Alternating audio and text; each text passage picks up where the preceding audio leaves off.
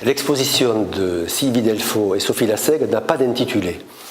Or, les points communs entre les œuvres de chaque artiste ne manquent pas de lien. D'abord, formellement, la gamme chromatique est partagée.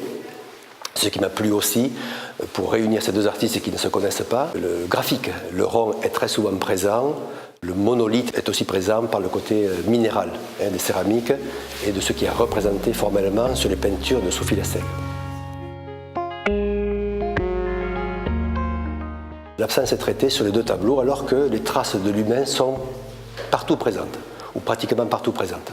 Quelques fils électriques, quelques chaises, une table, dont cet élément est commun entre les travaux des deux artistes. Ce n'est pas ce que sont devenus les humains dont ils ont été là.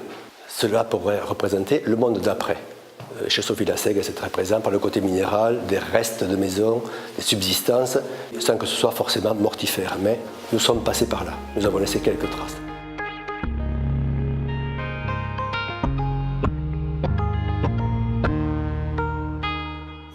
C'est des suggestions, je dirais, de paysages. On peut voir le paysage qu'on veut, suivant où on est, ce qu'on vit. C'est une peinture subjective.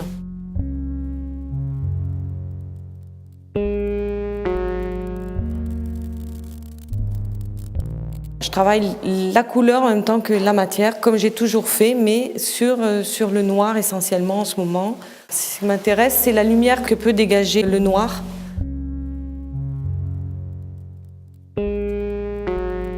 Dans mes toiles, il y a toujours cette entrée possible par la lumière. Ça reste une constante.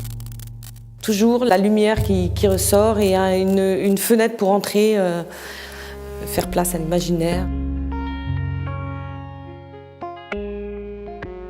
Cette série que j'appelle Passage, c'est vraiment une recherche pour travailler l'idée de la circulation, de l'air, de la lumière, du regard à travers la pièce, qui peut cheminer, se balader à l'intérieur, prendre le temps ou pas d'aller vers l'extérieur directement. C'est plutôt quelque chose dans lequel on va regarder, effectivement, où il va y avoir des obstacles ou pas, des fentes, des fissures, des cavités, des choses pour circuler. Et c'est comme ça que ça se construit. C'est pas l'idée d'un rond au départ, quoi, en fait, du tout.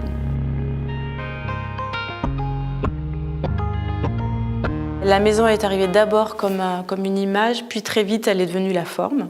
Parce que d'une part, effectivement, ça mêle le monolithe et puis cette forme de maison qui est quand même très, très riche de sens, de symboles.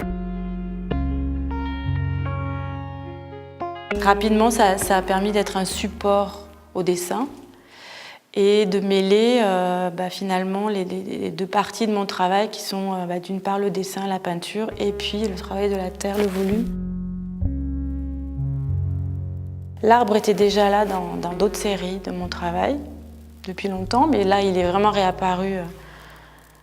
Et rapidement aussi est arrivée la chaise. Je me suis rendu compte très vite que ça m'évoquait, moi en tout cas, l'humain par son absence en fait. Petit à petit, il y a d'autres éléments qui sont arrivés, comme des éléments de scènes de vie quotidienne, ou la balançoire, des tables ou autres.